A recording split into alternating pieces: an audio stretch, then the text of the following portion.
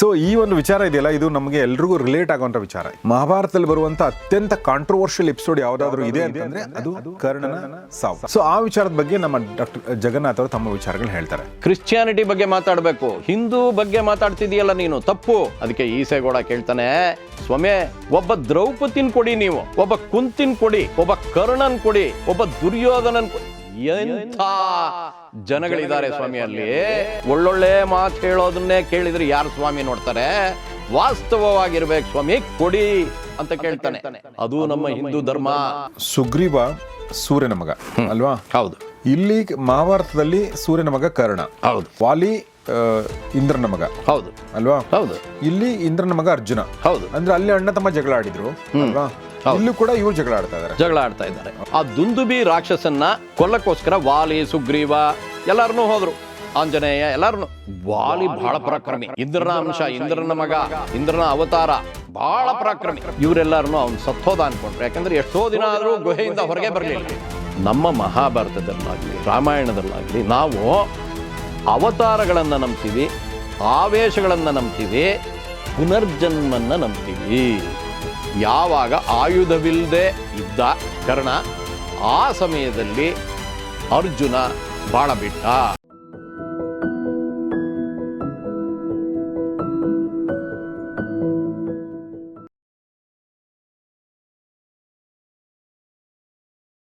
ಸ್ನೇಹಿತರೆ ನಮಸ್ಕಾರ. ಗೌರಿ ಶಕ್ಕಿ ಸ್ಟುಡಿಯೋದ ವಿಶೇಷ ಕಾರ್ಯಕ್ರಮ ನಿಮಗೆಲ್ಲ ಆತ್ಮೀಯ ಸ್ವಾಗತ. ನಾನು ಗೌರಿ ಶಕ್ಕಿ. ನಮ್ಮ ಜೊತೆಗೆ ಡಾಕ್ಟರ್ JN ಜಗನ್ನಾಥ್ ಅವರಿದ್ದಾರೆ. ಅವರು ಹಣಕಾಸು ತಜ್ಞರು ಹೌದು. ಸುಮಾರು 25 ವರ್ಷಗಳ ಕಾಲ SBMನಲ್ಲಿ, ಸ್ಟೇಟ್ ಬ್ಯಾಂಕ್ ಆಫ್ ಮೈಸೂರಿನಲ್ಲಿ ಕೆಲಸ ಮಾಡಿದ್ದಾರೆ. 14 ವರ್ಷಗಳ ಕಾಲ ಇನ್ಫೋಸಿಸ್ ಕೆಲಸ ಮಾಡಿದ್ದಾರೆ. 52 ದೇಶಗಳನ್ನ ಸುತ್ತಿದ್ದಾರೆ ಮತ್ತು 3 ಪುಸ್ತಕಗಳನ್ನು ಬರೆದಿದ್ದಾರೆ. ಹೀಗೆ ಸಾಕಷ್ಟು ವಿಚಾರನ ತಿಳಿದುಕೊಂಡಿರುವಂಥ ಡಾಕ್ಟರ್ ಜಗನ್ನಾಥ್ ಅವ್ರ ಜೊತೆಗೆ ಹಣಕಾಸಿನ ಬಗ್ಗೆ ನಾವು ಇದಕ್ಕಿಂತ ಮುಂಚೆ ಮಾತಾಡಿದ್ದೀವಿ. ಇವತ್ತು ಬಹಳ ಭಿನ್ನವಾದ ವಿಚಾರ ನಮ್ಮ ಜೊತೆ ಮಾತಾಡಕ್ಕೆ ಬಂದಿದ್ದಾರೆ. ಮೊದಲಿಗೆ ಅವರಿಗೆ ಸ್ವಾಗತ ಕೊಡ್ತೀನಿ. Sir, welcome to the show. ನಮಸ್ಕಾರ. ನಮಸ್ತೆ. ಸೊ ಈ ಒಂದು ವಿಚಾರ ಇದೆಯಲ್ಲ, ಇದು ನಮಗೆ ಎಲ್ರಿಗೂ ರಿಲೇಟ್ ಆಗುವಂಥ ವಿಚಾರ. ಈ ನಮಗೆ ಗೌರಿ ಶಕ್ಕಿ ಸ್ಟುಡಿಯೋ ಆಡಿಯನ್ಸ್ಗೆ ಜಾಸ್ತಿ ರಿಲೇಟ್ ಆಗುತ್ತೆ. ಯಾಕೆಂದರೆ ನಾವು ಕಳೆದ 4-5 ವರ್ಷಗಳಿಂದ ಮಹಾಭಾರತ ಸರಣಿ ಮಾಡ್ಕೊಂಡ್ಬಂದಿದ್ದೀವಿ ಮತ್ತು ಕರ್ಣನ ಒಂದು ಪಾತ್ರದ ಬಗ್ಗೆ ನಾವು ಮಾತಾಡಿದ್ದೀವಿ. ಬರೀ ನಮ್ಮ ಸ್ಟುಡಿಯೋದಲ್ಲ, ಮಹಾಭಾರತದಲ್ಲಿ ಬರುವಂಥ ಅತ್ಯಂತ ಕಾಂಟ್ರವರ್ಷಿಯಲ್ ಎಪಿಸೋಡ್ ಯಾವುದಾದ್ರೂ ಇದೆ ಅಂತಂದರೆ ಅದು ಕರ್ಣನ ಸಾವು. ಸೊ ಆ ವಿಚಾರದ ಬಗ್ಗೆ ನಮ್ಮ ಡಾಕ್ಟರ್ ಜಗನ್ನಾಥ್ ಅವರು ತಮ್ಮ ವಿಚಾರಗಳು ಹೇಳ್ತಾರೆ. ವಿಷಯ ಸಿಂಪಲ್ ಇದು. ಕರ್ಣ ಮತ್ತು ಅರ್ಜುನ ಮುಖಾಮುಖಿಯಾಗಿದ್ದಾರೆ. ಕರ್ಣನಿಗೆ ಶಲ್ಯ ಸಾರಥಿಯಾಗಿದ್ದಾನೆ ಮತ್ತು ಅರ್ಜುನನಿಗೆ ಕೃಷ್ಣ ಸಾರಥಿಯಾಗಿದ್ದಾನೆ. ಯುದ್ಧ ಒಂದು ಹಂತಕ್ಕೆ ನಡೀತಾ ಇದೆ ಅಥವಾ ಮುಗಿದಿದೆ ಅಥವಾ ಮಧ್ಯದಲ್ಲಿದೆ. ಆ ಸಂದರ್ಭದಲ್ಲಿ ಕರ್ಣನಿಗೆ ಯಾವುದೋ ಒಂದು ಶಾಪದ ಫಲವಾಗಿ ಆತನ ರಥದ ಚಕ್ರ ನೆಲದಲ್ಲಿ ಹೂತ್ಕೊಳ್ಳುತ್ತೆ ಮತ್ತು ಆ ಸಂದರ್ಭದಲ್ಲಿ ಕರ್ಣ ಅದನ್ನು ತೆಗಿಯೋಕ್ಕೆ ಹೋಗ್ತಾನೆ. ಯಾಕಂದರೆ ಶಲ್ಯ ಅದನ್ನು ತೆಗಿಯೋಕ್ಕೆ ಒಪ್ಕೊಳ್ಳಲ್ಲ. ನಾನು ನಿನ್ನ ಸಾರಥಿ ಮಾತ್ರ, ನಾನು ನಿನ್ನ ಸೇವಕ ಅಲ್ಲ ಅಂತೇಳಿ. ಹೀಗಾಗಿ ಆತ ತೆಗಿಯೋಕ್ಕೆ ಹೊರಗೆ ನಿರಾಯುಧನಾಗಿರ್ತಾನೆ ಕರ್ಣ. ಮತ್ತು ಆ ಸಂದರ್ಭದಲ್ಲಿ ಕೃಷ್ಣ ಹೇಳ್ತಾನೆ ಅರ್ಜುನಿಗೆ, ಅವನಿಗೆ ಬಾಣ ಬಿಡು, ಸಾಯಿಸು ಅಂಥೇಳಿ. ಮೇಲ್ನೋಟಕ್ಕೆ ಯಾರಿಗೇ ಆಗಲಿ ಒಪ್ಕೊಳ್ಳುವಂಥದ್ದು ವಿಚಾರ ಅಲ್ಲ. ಏನಿದು ಕೃಷ್ಣ ಹಿಂಗೆ ಮಾಡ್ಬಿಟ್ಟ, ಏನಿದು ಅರ್ಜುನ ಹಿಂಗೆ ಮಾಡ್ಬಿಟ್ಟ, ಇವ್ರು ಒಳ್ಳೆಯವರು ಅಂತ ಅಂದ್ಕೊಂಡಿದ್ದೀವಲ್ಲ, ಅವನು ಚಕ್ರ ಹೋಗಿರೋ ಚಕ್ರ ತೆಗಿಬೇಕಾದ್ರೆ ಬಾಣ ಬಿಟ್ಟು ಸಾಯಿಸ್ತಾನಲ್ಲ, ಇವರು ನ್ಯಾಯದ ಪರ ಅಂತ ನೀವು ಹೆಂಗೆ ಒಪ್ಕೊಳ್ಳೋದು ಅನ್ನೋದೊಂದು ಪ್ರಶ್ನೆ ಬರುತ್ತೆ ಅಲ್ವಾ ಸರ್? ಈ ವಿಚಾರದ ಬಗ್ಗೆ ನಿಮ್ಮ ಅನಿಸಿಕೆಗಳನ್ನ ದಯವಿಟ್ಟು ಹೇಳಬೇಕು ಸರ್. ಇವಾಗ ಮಹಾಭಾರತ, ರಾಮಾಯಣ ನಮ್ಮ ಮಹಾಗ್ರಂಥಗಳು. ರಾಮಾಯಣ ರಾಮನ ಬಗ್ಗೆ ಜಾಸ್ತಿ. ಅಲ್ಲಿ ಬಹಳ ಆದರ್ಶ ಪುರುಷ ಅವನು ಸಮಾಜಕ್ಕೆ ಹೆದರಿ ಹೆಂಡ್ತಿನ ಬೆಂಕಿನಲ್ಲಿ ಇವೆಲ್ಲ ಕೇಳಿದ್ದೀವಿ. ಅದೇ ಮಹಾಭಾರತ ಇದೆಯಲ್ಲ, ಇದು ವಾಸ್ತವ. ವ್ಯಾಸರು ಏನು ಬರೆದಿದ್ದಾರೆ ಅದರಲ್ಲಿ ಎಷ್ಟು ಪಾತ್ರಗಳು ಬರುತ್ತೆ ಅಂದರೆ, ನೀವು ಭೈರಪ್ಪನವ್ರನ್ನ ಕೇಳಬೇಕು. ಅವರು ಒಂದು ಮಾತು ಹೇಳ್ತಾರೆ. ಈರೇಗೌಡ ಅಂತ ಒಬ್ಬ ಬರ್ತಾನೆ, ಅವನನ್ನು ಕನ್ವರ್ಟ್ ಮಾಡಿಬಿಟ್ಟಿರ್ತಾರೆ. ಯಾವುದು? ಈಸೇಗೌಡ ಅಂತ. ಧರ್ಮಶ್ರೀನಲ್ಲಿ ಈಸೇಗೌಡ ಅಂತ ಅವನಿಗೆ ಕನ್ವರ್ಟ್ ಮಾಡಿಬಿಟ್ಟು ಹೆಸರಿಟ್ಟಿರ್ತಾರೆ. ಈಸೆ ಅಂದರೆ ಯೇಸು. ಅವನು ಬಯಲು ನಾಟಕಗಳನ್ನು ಮಾಡ್ತಾ ಇರ್ತಾನೆ. ಅದಕ್ಕೇ ಆ ಪಾದ್ರಿ ಕರೆದುಬಿಟ್ಟು ಹೇಳ್ತಾರೆ, ನೀನು ಇವಾಗ ಕ್ರಿಶ್ಚಿಯನ್ ಆಗಿಬಿಟ್ಟಿದೀಯಾ, ನೀನು ಕ್ರಿಶ್ಚಿಯಾನಿಟಿ ಬಗ್ಗೆ ಮಾತಾಡಬೇಕು, ಹಿಂದೂ ಬಗ್ಗೆ ಮಾತಾಡ್ತಿದೀಯಲ್ಲ ನೀನು, ತಪ್ಪು ಅಂತ ಹೇಳ್ತಾನೆ. ಅದಕ್ಕೆ ಈಸೇಗೌಡ ಕೇಳ್ತಾನೆ, ಸ್ವಾಮಿ ಒಬ್ಬ ದ್ರೌಪದಿನ್ ಕೊಡಿ, ನೀವು ಒಬ್ಬ ಕುಂತಿನ್ ಕೊಡಿ, ಒಬ್ಬ ಕರ್ಣನ್ ಕೊಡಿ, ಒಬ್ಬ ದುರ್ಯೋಧನನ್ ಕೊಡಿ. ಎಂಥ ಜನಗಳಿದ್ದಾರೆ ಸ್ವಾಮಿ ಅಲ್ಲಿ. ಆ ಬಯಲು ನಾಟಕ ಮಾಡಿದರೆ ಪ್ರತಿಯೊಬ್ಬರನ್ನು ನೋಡ್ತಾರೆ. ಕ್ರಿಶ್ಚಿಯಾನಿಟಿ ಅಂಥೇಳಿ ಅಥವಾ ಕೃಷ್ಣ ಒಳ್ಳೊಳ್ಳೆ ಮಾತು ಹೇಳೋದನ್ನೇ ಕೇಳಿದರೆ ಯಾರು ಸ್ವಾಮಿ ನೋಡ್ತಾರೆ?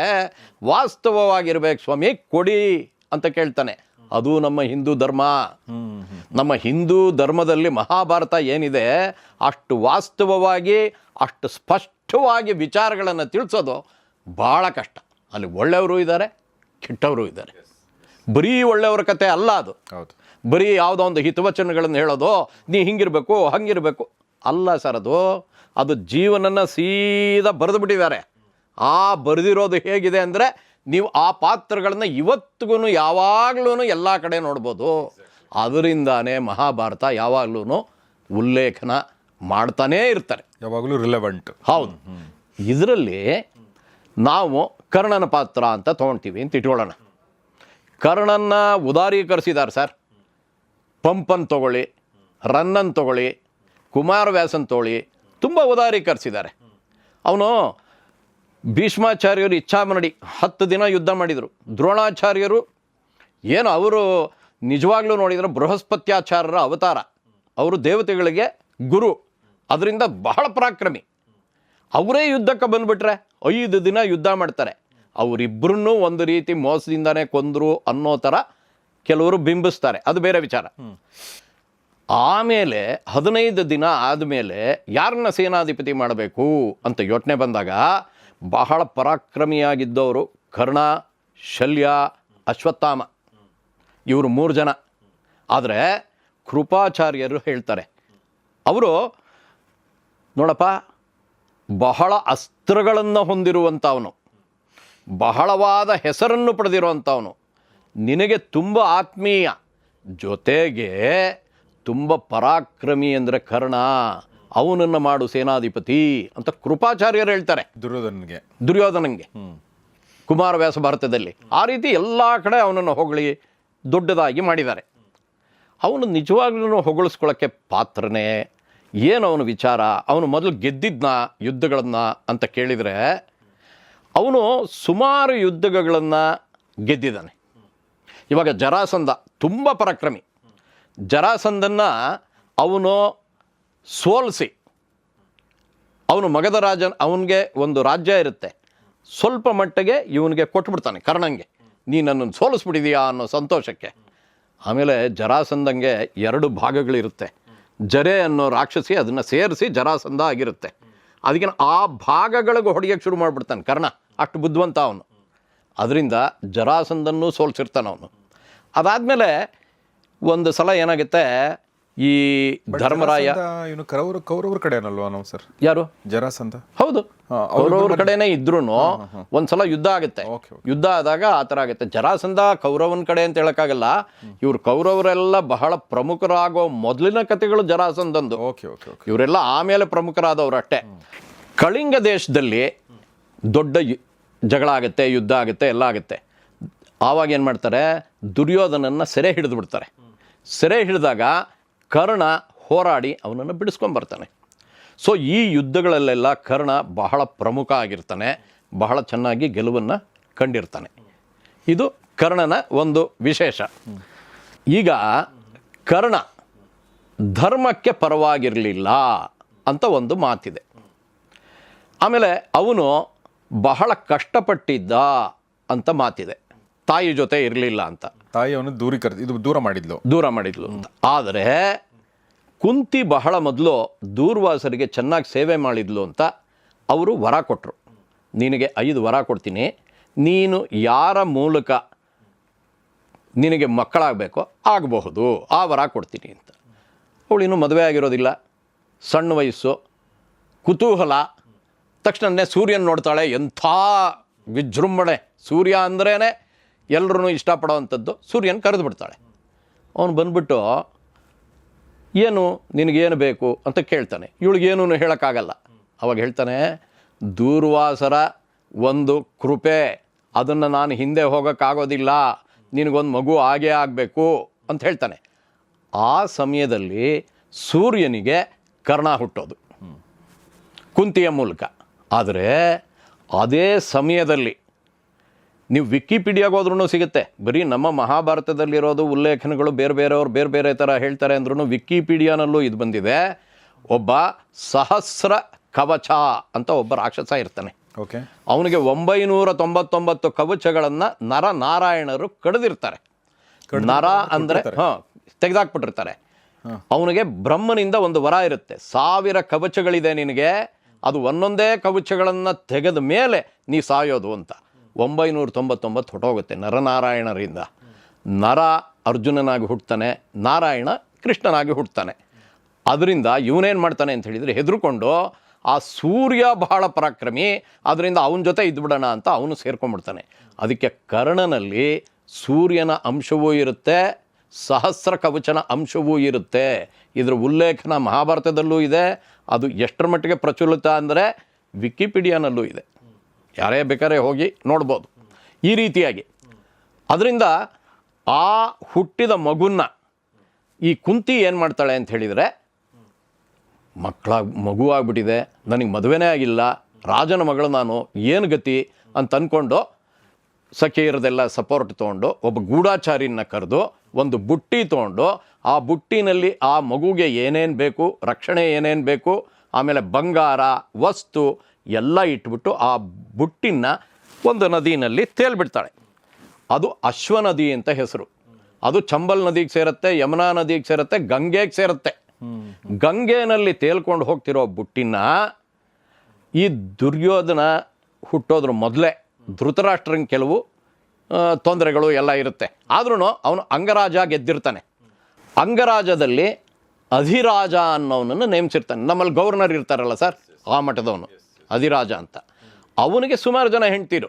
ಅದರಲ್ಲಿ ಒಬ್ಬ ಹೆಂಡತಿ ಹೆಸರು ರಾಧೆ. ಅವಳಿಗೆ ಆ ಬುಟ್ಟಿನಲ್ಲಿ ಆ ಮಗುನ್ನ ತೆಗೆದು ಅವನು ಕೊಡ್ತಾನೆ. ರಾಧೆ ತನ್ನ ಮಗುನ್ನ ಬಹಳ ಚೆನ್ನಾಗಿ ಸಾಕ್ತಾಳೆ. ಒಂದೇ ಒಂದು ಮಗು, ಎಲ್ಲ ಪ್ರೀತಿ ಆದರ ಎಲ್ಲ ಕೊಡ್ತಾಳೆ. ಅವರು ಮೊದಲೇ ದುಡ್ಡಿನವರು, ಅದ್ರ ಜೊತೆಗೆ ಕುಂತಿ ಕಳಿಸಿರುವಂಥ ಬಂಗಾರ ವಿಚಾರ ಎಲ್ಲನೂ ಇರೋದರಿಂದ ಕರ್ಣನಿಗೆ ಯಾವ ತೊಂದರೆನೂ ಆಗೋದಿಲ್ಲ, ತುಂಬ ಚೆನ್ನಾಗಿ ಬೆಳೀತಾನೆ.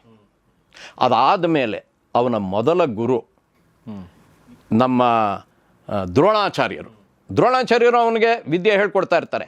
ಅವನೇನಂತಾನೆ, ಅರ್ಜುನನಿಗೆ ನೀವು ಎಲ್ಲ ಧಾರೆ ಎರೆದು ಬಿಟ್ಟಿದ್ದೀರಾ, ಅಶ್ವತ್ಥಾಮನಿಗೆ ಎಲ್ಲ ಧಾರೆ ಎರೆದು ಬಿಟ್ಟಿದ್ದೀರಾ, ನನಗಷ್ಟು ಹೇಳ್ಕೊಟ್ಟಿಲ್ಲ ಅಂತ ಹೇಳ್ತಾನೆ. ಅದಕ್ಕೆ ಅವ್ರು ಹೇಳ್ತಾರೆ, ಅರ್ಜುನನಿಗೆ ಕೆಲವು ರೆಸ್ಪಾನ್ಸಿಬಿಲಿಟೀಸ್ ಇದೆ, ಅದರ ಪ್ರಕಾರ ನಾನು ಹೇಳ್ಕೊಡ್ತಿದ್ದೀನಿ. ಅಶ್ವತ್ಥಾಮಂಗೆ ಅವೆಲ್ಲ ಹೇಳ್ಕೊಡ್ತಿಲ್ಲ, ಅವನು ಇನ್ನು ಕೆಲವರಿಗೆ ಹೇಳ್ಕೊಡ್ಬೇಕು, ಅದಕ್ಕೋಸ್ಕರ ಹೇಳ್ಕೊಡ್ತಿದ್ದೀನಿ. ನೀನು ರಕ್ಷಣೆ ಮಾಡಬೇಕು, ನಿನಗೆ ರಕ್ಷಣೆ ಮಾಡೋಕ್ಕೆ ಏನೇನು ಹೇಳ್ಕೊಡ್ಬೇಕೋ ಎಲ್ಲ ಹೇಳ್ಕೊಟ್ಟಿದ್ದೀನಿ ಅಂತ ಹೇಳ್ತಾರೆ. ಅವನು ಅದನ್ನು ಒಪ್ಪೋದಿಲ್ಲ. ತಕ್ಷಣವೇ ಪರಶುರಾಮನ ಹತ್ರ ಹೊರಟೋಗ್ತಾನೆ. ಪರಶುರಾಮರಿಗೆ ಏನಾಗಿರುತ್ತೆ ಅಂತ ಹೇಳಿದರೆ, ಜಮದಗ್ನಿಗಳು ಪರಶುರಾಮನ ತಂದೆ. ಅವರು ಯಜ್ಞ ಮಾಡ್ತಾ ಇದ್ದು ಪೂಜೆ ಪುನಸ್ಕಾರ ಯಾವುದೇ ಆಗಲಿ ಅವರು ಬಹಳ ಪ್ರಸಿದ್ಧರು. ಅವ್ರನ್ನ ಒಬ್ಬ ಕ್ಷತ್ರಿಯ ಕೊಂದುಬಿಡ್ತಾನೆ. ಅದಕ್ಕೆ ಪರಶುರಾಮನಿಗೆ ಬಹಳ ಬೇಜಾರಾಗೋಗುತ್ತೆ. ಅವನು 21 ಸಲ ಪ್ರದಕ್ಷಿಣೆ ಮಾಡಿ ಎಲ್ಲ ಕ್ಷತ್ರಿಯರನ್ನು ಸಾಯಿಸ್ಬಿಡ್ಬೇಕು ಅಂತ ಸಾಯಿಸೋಕೆ ಹೋಗ್ತಾ ಇರ್ತಾನೆ. ಯಾರು ಯಜ್ಞ ಮಾಡ್ತಾ ಇರ್ತಾರೆ, ಯಾರು ಮದುವೆ ಆಗ್ತಾ ಇರ್ತಾರೆ ಅಂಥವ್ರನ್ನ ಸಾಯಿಸಲ್ಲ. ಅದಕ್ಕೆ ಸುಮಾರು ಜನ ಬದುಕೊಳ್ಳೋದು. ಇಲ್ಲದೆ ಹೋದರೆ ಎಲ್ಲರನ್ನೂ ಸಾಯಿಸ್ಬಿಡ್ಬೇಕು ಅಂತ ಮಧ್ಯ ಬಂದವ್ರನ್ನೆಲ್ಲ ಸಾಯಿಸ್ತಾ ಇರ್ತಾನೆ. ಅಂಥ ಪರಾಕ್ರಮಿ ಪರಶುರಾಮ.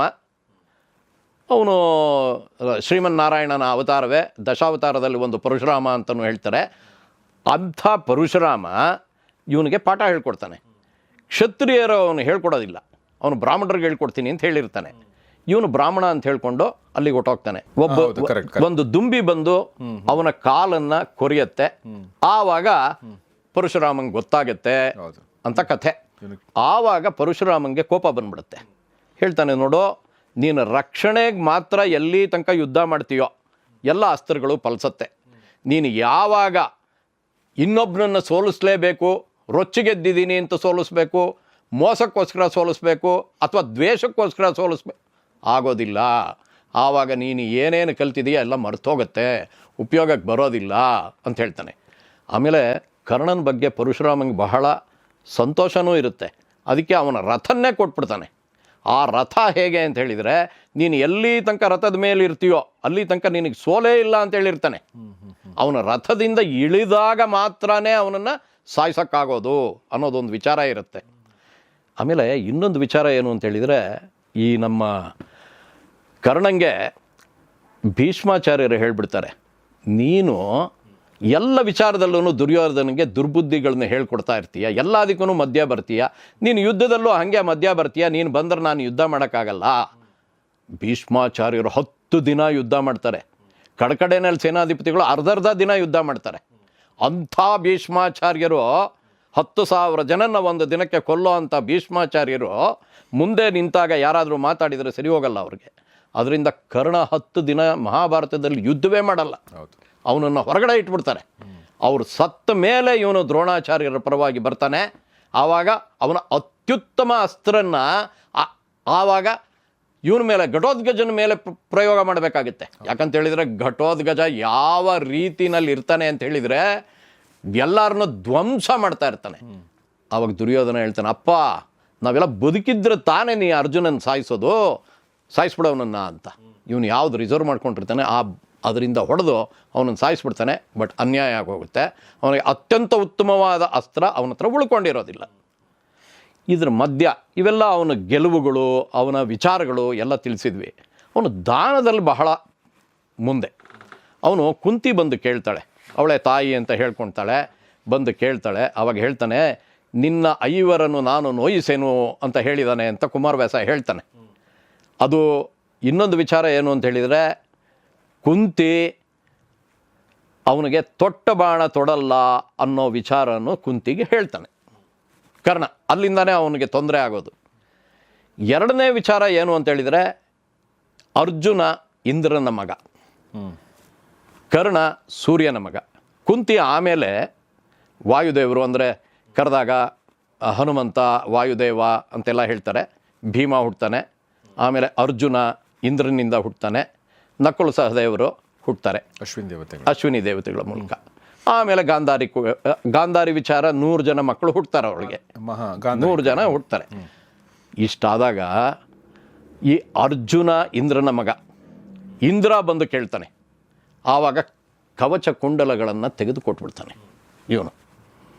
ಅದರಲ್ಲೂ ಅಷ್ಟೆ ಅವನು ಉದಾತ್ತ ಅಂತ. ನಿಜವಾಗ್ಲೂ ಅವನ ದಾನಗಳಲ್ಲಿ ಕುಂತಿ ಕೊಟ್ಟಿರೋದಾಗಲಿ, ಇಂದ್ರನ್ ಕೊಟ್ಟಿರೋದಾಗಲಿ, ಸುಮಾರು ಜನಕ್ಕೆ ಏನೇನು ಕೇಳಿದ್ರು ಅದೆಲ್ಲ ಕೊಟ್ಟಿದ್ದಾನಲ್ಲ, ಅದನ್ನು ಭಾಳ ಉದಾರೀಕರಿಸಿದ್ದಾರೆ. ಸಾಹಿತ್ಯದಲ್ಲಂತೂ ಅದನ್ನು ಬಹಳ ವಿಜೃಂಭಣೆಯಿಂದ ಹೇಳಿದ್ದಾರೆ ಪ್ರತಿಯೊಬ್ಬರೂ. ಈ ವಿಚಾರಗಳೆಲ್ಲ ಇದ್ರೂ ಅವನು ಸಾಕಷ್ಟು ತಪ್ಪುಗಳನ್ನು ಮಾಡಿರ್ತಾನೆ. ಇವಾಗ ತಪ್ಪುಗಳ ಬಗ್ಗೆ ಬರೋಣ. ಇವಾಗ ಅವನಿಗೆ ಯಾಕೆ ಶಿಕ್ಷೆ ಆಯಿತು ಅಂತ. ಮೊದಲನೇದಾಗಿ ಅಧರ್ಮಿ ಅನ್ನೋ ಹಾಗೆ ಅಧರ್ಮದಲ್ಲಿ ಮುಂದೆ ಇರ್ತಾನೆ ಅವನು, ದುರ್ಯೋಧನನ ಜೊತೆ ಸೇರ್ಕೊಳ್ತಾನೆ. ಎರಡನೇದು, ದ್ರೌಪದಿನ ಪಣಕ್ಕಿಡು ಅಂತ ಹೇಳೋದು ಕರ್ಣನೇ ಮೊದಲು, ಅದು ಬಹಳ ತಪ್ಪಾಗಿ ಹೋಗುತ್ತೆ. ಮೂರನೇದು, ದ್ರೌಪದಿನ ನೀನು 5 ಜನನ್ನ ಸೇವಿಸಿದವಳು ಅಂತ ಮಾತಾಡ್ತಾನೆ. ಮಾತಾಡೋವಾಗ ಕೆಟ್ಟ ದೃಷ್ಟಿನಲ್ಲಿ ಮಾತಾಡ್ತಾನೆ. ಯಾಕಂತ ಹೇಳಿದರೆ ಪಾಲಿಗಮಿ ಪಾಲಿಯ ಗಾಂಡ್ರಿ ಎರಡೂ ಮೊದಲು ಭಾಳ ವಿಜೃಂಭಣೆಯಿಂದ ಇತ್ತು. ಪ್ರತಿಯೊಬ್ಬರಿಗೂ, ಧರ್ಮರಾಯಂಗೂ ತುಂಬ ಜನ ಹೆಂಡ್ತಿರು, ಭೀಮಂಗೂ ತುಂಬ ಜನ ಹೆಂಡ್ತಿರು, ಅರ್ಜುನಂಗೂ ತುಂಬ ಜನ ಹೆಂಡ್ತಿರು, ಎಲ್ರಿಗೂ ತುಂಬ ಜನ ಹೆಂಡ್ತಿರು. ದ್ರೌಪದಿ ಒಬ್ಬಳೇ ಹೆಂಡ್ತಿ ಅಲ್ಲ. ಹೀಗೆಲ್ಲ ಇರುತ್ತೆ. ಆದ್ರೂ ಇವನು ಬಹಳ ಕೆಟ್ಟದ್ದ ಮಾತಾಡಿರ್ತಾನೆ. ಅದಕ್ಕೇ ಅಲ್ಲಿ ದುರ್ಯೋಧನ ಅವಮಾನ ಮಾಡಿದ್ದಕ್ಕೆ ಭೀಮ ಪ್ರತಿಜ್ಞೆ ಮಾಡ್ತಾನೆ, ಸಾಯಿಸ್ತೀನಿ ಅಂತ. ಅದನ್ನು ರನ್ನ ಭಾಳ ಚೆನ್ನಾಗಿ ಬರೀತಾನೆ. ಒಡೆಯಲ ಜಾಂಡಂ ಕುಲಗಿರಿ ಕೆಡೆಯಲ್ ಪಿಡಿಯಲ್ ಕೆದಹತ್ತಿರಿ ದಿವಿಜರ್ ನಡಿಗಲ್. ಆ ಭೀಮ ಮಾತಾಡೋ ರೀತಿಯಿಂದನೇ ಕುರುಕ್ಷೇತ್ರದಲ್ಲಿ ಅಷ್ಟೆಲ್ಲ ಆಗೋಯ್ತು ಅಂತ ಬರೀತಾನೆ. ಅದೇ ರೀತಿ ಕುಮಾರವ್ಯಾಸ ನಮ್ಮ ಕರ್ಣನ ಬಗ್ಗೆ ಬರೀತಾನೆ, ತುಂಬ ಉತ್ತಮವಾಗಿ ಬರೀತಾನೆ. ಬಟ್ ಅರ್ಜುನ ನಾನು ನಿನ್ನನ್ನು ಕೊಲ್ತೀನಿ ಅಂತ ಶಪಥ ಮಾಡಿರ್ತಾನೆ ಅರ್ಜುನ. ಯಾಕಂತೇಳಿದರೆ ನೋಯಿಸಿದ ದ್ರೌಪದಿಗೆ ಅಂತ. ಇದೆಲ್ಲದಕ್ಕಿಂತ ಮುಖ್ಯ, ನಮ್ಮ ಮಹಾಭಾರತದಲ್ಲಾಗಲಿ ರಾಮಾಯಣದಲ್ಲಾಗಲಿ ನಾವು ಅವತಾರಗಳನ್ನು ನಂಬ್ತೀವಿ, ಆವೇಶಗಳನ್ನು ನಂಬ್ತೀವಿ, ಪುನರ್ಜನ್ಮನ್ನು ನಂಬ್ತೀವಿ. ಇದರ ಮೇಲಿನ ವಿಚಾರ ಅಂದರೆ ಕರ್ಮ ಥಿಯರಿ ಹಿಂದೂಯಿಸಮ್ನಲ್ಲಿ. ನಮ್ಮ ಹಿಂದೂಗಳಲ್ಲಿ ನಾವು ಕರ್ಮ, ಈ ಜನ್ಮದಲ್ಲಿ ಏನು ಕರ್ಮ ಮಾಡಿದ್ದೀವಿ ಮುಂದಿನ ಜನ್ಮದಲ್ಲಿ ನಾವು ಅನುಭವಿಸ್ಬೇಕಾಗತ್ತೆ. ಎರಡನೇ ವಿಚಾರ ಏನು ಅಂತ ಹೇಳಿದರೆ ಪೂರ್ವ ಜನ್ಮದ ಸುಕೃತ ಅಂತ ಹೇಳ್ತೀವಿ. ಅದೇ ರೀತಿ ಪೂರ್ವ ಜನ್ಮದಲ್ಲಿ ನಾವು ಏನು ತಪ್ಪು ಮಾಡಿದ್ವಿ ಅದು ನಮಗೆ ತೊಂದರೆ ಕೊಟ್ಟೇ ಕೊಡುತ್ತೆ. ಇಷ್ಟು ವಿಚಾರ. ನಾನು ಪುನರ್ಜನ್ಮದ ಬಗ್ಗೆ ಮಾತಾಡಿದೆ. ಇವಾಗ ಸೂರ್ಯನಿಗೆ ಕರ್ಣ ಮಗ, ಅದೇ ರೀತಿಯಲ್ಲಿ ರಾಮಾಯಣದಲ್ಲಿ ಸೂರ್ಯನಿಗೆ ಸುಗ್ರೀವ ಮಗ. ಓಕೆ. ವಾನರರಾಗಿದ್ರೂ ಏನಂತ ಹೇಳಿದರೆ ವೃಕ್ಷ ರಜಸ್ಸು ಅಂತ ಒಬ್ಬ ಇರ್ತಾನೆ ರಾಮಾಯಣದಲ್ಲಿ. ಆ ವಾನರಂಗೆ ಹುಟ್ಟಿದ್ದು ವಾಲಿ ಮತ್ತು ಸುಗ್ರೀವ. ಓಕೆ. ವಾಲಿ ಇಂದ್ರನ ಮಗ, ಸುಗ್ರೀವ ಸೂರ್ಯನ ಮಗ. ವಾಲಿ ಇಂದ್ರನ ಮಗ. ಇವನು ಸುಗ್ರೀವ ಸೂರ್ಯನ ಮಗ, ಅವತಾರ ಅಂತಲೂ ಹೇಳ್ಬೋದು. Okay okay. ಸೂರ್ಯ, ಸುಗ್ರೀವ, ಕರ್ಣ. ಸೂರ್ಯ, ವಾಲಿ ಮತ್ತು ಅರ್ಜುನ, ಈ ರೀತಿ ವಿಚಾರ. ಈ ಅಲ್ಲಿ ರಾಮಾಯಣದಲ್ಲಿ ಸುಗ್ರೀವ ಸೂರ್ಯನ ಮಗ ಅಲ್ವಾ? ಹೌದು. ಓಕೆ. ಇಲ್ಲಿ ಮಹಾಭಾರತದಲ್ಲಿ ಸೂರ್ಯನ ಮಗ ಕರ್ಣ. ಹೌದು. ರಾಮಾಯಣದಲ್ಲಿ ವಾಲಿ ಇಂದ್ರನ ಮಗ. ಹೌದು ಅಲ್ವಾ? ಹೌದು. ಇಲ್ಲಿ ಇಂದ್ರನ ಮಗ ಅರ್ಜುನ. ಹೌದು. ಅಂದ್ರೆ ಅಲ್ಲಿ ಅಣ್ಣ ತಮ್ಮ ಜಗಳ ಆಡಿದ್ರು ಅಲ್ವಾ? ಇಲ್ಲೂ ಕೂಡ ಇವ್ರು ಜಗಳ ಆಡ್ತಾ ಇದ್ದಾರೆ. ಓಕೆ. ಇದರಲ್ಲಿ ಸಾಕಷ್ಟು ವಿಚಾರಗಳಿದೆ. ಇವಾಗ ದುಂದುಬಿ ಅಂತ ಒಬ್ಬ ರಾಕ್ಷಸ ಇದ್ದ. ಆ ದುಂದುಬಿ ರಾಕ್ಷಸನ್ನ ಕೊಲ್ಲಕ್ಕೋಸ್ಕರ ವಾಲಿ, ಸುಗ್ರೀವ ಎಲ್ಲರನ್ನೂ ಹೋದರು, ಆಂಜನೇಯ ಎಲ್ಲರನ್ನೂ. ಆಗ ವಾಲಿ ಭಾಳ ಪರಾಕ್ರಮಿ, ಇಂದ್ರನ ಅಂಶ, ಇಂದ್ರನ ಮಗ, ಇಂದ್ರನ ಅವತಾರ, ಭಾಳ ಪರಾಕ್ರಮಿ. ಅವನು ದುಂದುಬಿ ಜೊತೆ ಯುದ್ಧ ಮಾಡ್ತಾ ಇರೋವಾಗ ಇವರೆಲ್ಲರೂ ಅವನು ಸತ್ತೋದ ಅಂದ್ಕೊಂಡ್ರು. ಯಾಕೆಂದರೆ ಎಷ್ಟೋ ದಿನ ಆದರೂ ಗುಹೆಯಿಂದ ಹೊರಗೆ ಬರಲಿಲ್ಲ. ಆವಾಗ ವಾಪಸ್ ಬಂದು ಸುಗ್ರೀವ ರಾಜ ಆದ, ರಾಜ್ಯ ಆಳ್ತಾ ಇದ್ದ. ಸುಮಾರು ದಿನ ಆದಮೇಲೆ ವಾಲಿ ಅವನನ್ನು ಕೊಂದುಬಿಟ್ಟು ಬಂದು ನೋಡ್ತಾನೆ, ಸುಗ್ರೀವ ರಾಜ ಆಗಿಬಿಟ್ಟಿದ್ದಾನೆ. ಕೋಪ ಬಂದ್ಬಿಡುತ್ತೆ ಅವನಿಗೆ. ಅವನ ಹೆಂಡತಿನ ಮದುವೆ ಬೇರೆ ಮಾಡ್ಕೊಂಡಿರ್ತಾನೆ. ಹಾಂ, ಭಾಳ ಕೋಪ ಬಂದ್ಬಿಟ್ಟು ಏನು ಮಾಡ್ತಾನೆ, ನೀನು ನನಗೆ ಗೊತ್ತಿಲ್ದಂಗೆ ಆಗ್ಬಿಟ್ಟಿದ್ದಿ. ಅವ್ನು ಹೇಳಕ್ಕೆ ಹೋಗ್ತಾನೆ. ಅವನ ಜೊತೆ ಒಳ್ಳೊಳ್ಳೆ ಜನಗಳು ಇರ್ತಾರೆ, ಆದ್ರೂ ಯಾರು ಹೇಳಿದ್ರು ಅವ್ರಿಗೆಲ್ಲ ಅವಕಾಶವೇ ಕೊಡದೆ ವಾಲಿ ಅವ್ರನ್ನೆಲ್ಲ ಹೊಡೆದು ಓಡಿಸ್ಬಿಡ್ತಾನೆ. ಭಾಳ ಪರಾಕ್ರಮಿ. ಓಡಿಸ್ಬಿಟ್ಟು ಅವನೇ ರಾಜ ಆಗಿಬಿಡ್ತಾನೆ. ಅವನು ಓಡಿಸಿದ್ರೆ ಅವನೇನು ಮಾಡ್ತಾನೆ ಅಂತ ಹೇಳಿದರೆ, ಮತಂಗ ಋಷಿ ಅಂತ ಒಬ್ಬ ಇರ್ತಾರೆ. ಮತಂಗ ಋಷಿಗಳು ವಾಲಿಗೆ ಹೇಳಿರ್ತಾರೆ, ನೀನು ಈ ಪ್ರದೇಶದಲ್ಲಿ ಏನಾದರೂ ಬಂದಿ ಅಂತ ಹೇಳಿದರೆ ನಿನಗೆ ಸಾವು ಅಂತ ಹೇಳಿರ್ತಾರೆ. ವಾಲಿಗೆ. ಓಕೆ. ಅದಕ್ಕೋಸ್ಕರ ಸುಗ್ರೀವ ಏನು ಮಾಡ್ತಾನೆ, ಅದು ಭಾಳ ನನಗೆ ಸೇಫ್ ಜಾಗ ಅಂತ ಹೇಳಿ ಅವನ ಜೊತೆ ಎಲ್ಲ ವಾನರರು ಯಾರ್ಯಾರಿದ್ರು ಎಲ್ಲರೂ ಬಂದ್ಬಿಡ್ತಾರೆ. ಅಲ್ಲಿ ಅವರೆಲ್ಲ ಬಂದು ಅಲ್ಲಿ ಇರ್ತಾರೆ. ಆ ಸಮಯದಲ್ಲಿ ರಾಮ ಬರ್ತಾನೆ. ರಾಮ ಬಂದಾಗ ಸುಗ್ರೀವ ಹೇಳ್ತಾನೆ, ನೋಡು, ನಿನ್ನ ಹೆಂಡ್ತಿನ ರಾವಣ ಕರ್ಕೊಂಡು ಹೊರಟೋಗಿದ್ದಾನೆ. ಈ ವಾಲಿ ಇದಾನಲ್ಲ, ನನ್ನ ಹೆಂಡ್ತಿನ ಕರ್ಕೊಂಡು ಹೋಗ್ಬಿಟ್ಟಿದ್ದಾನೆ. ಸೆರೆ ಹಿಡ್ಕೊಂಡು ಕರ್ಕೊಂಡೋಗಿ ಇಟ್ಕೊಂಡ್ಬಿಟ್ಟಿದ್ದಾನೆ. ನನ್ನನ್ನು ಓಡಿಸ್ಬಿಟ್ಟಿದ್ದಾನೆ. ಅದರಿಂದ ನೀನು ವಾಲಿಗೆ ಬುದ್ಧಿ ಕಲಿಸ್ಬೇಕು, ಅವನನ್ನು ಕೊಂದು ಬಿಡಬೇಕು ಅಂತ. ರಾಮ ಹೇಳ್ತಾನೆ, ಅವನನ್ನು ಕೊಲ್ಲೋ ಅವಶ್ಯಕತೆ ಇಲ್ಲ, ಅವನಿಗೆ ಹೋಗಿ ಮಾತಾಡೋಣ ಅಂತ. ಅದಕ್ಕೆ ಇವನು ಹೇಳ್ತಾನೆ, ಸುಗ್ರೀವ, ನೋಡು, 2 ವಿಚಾರ ಇದೆ. ಒಂದು, ವಾಲಿ ನಿನ್ನ ಭಕ್ತ, ನೀನು ಮುಂದೆ ಹೋದರೆ ಅವನು ನಿನಗೆ ಶರಣಾಗತಿ ಆಗ್ಬಿಡ್ತಾನೆ. 2ನೇದು, ವಾಲಿ ಮುಂದೆ ಯಾರು ನಿಂತಿದ್ದಾರೆ ಅವರ ಅರ್ಧ ಬಲ ವಾಲಿಗೆ ಬಂದ್ಬಿಡುತ್ತೆ ಅನ್ನೋ ವರ ಇದೆ ಅವನಿಗೆ. ಅವನು ರಾವಣನ್ನ ಹೊಡೆದು ಸೋಲಿಸಿ ಕರ್ಕೊಂಬಂದು ಮಗುಗೆ ಆಟಿಗೆ ಥರ ಕಟ್ಬಿಟ್ಟಿದ್ದ ಅಂಥ ಪರಾಕ್ರಮಿ ವಾಲಿ. ನೀನು ಅವನು ಮುಂದೆ ಹೋದರೆ ನಿನಗೆ ಶರಣಾಗತಿ ಆಗ್ಬಿಟ್ರೆ ನನಗೆ ತೊಂದರೆ ಆಗುತ್ತೆ. ಅದರಿಂದ ಅವನಿಗೆ ನೀನು ಕೊಲ್ಲೇಬೇಕು, ಹಿಂದಿನಿಂದ ಕೊಲ್ಲು ಅಂತ ಹೇಳ್ತಾನೆ.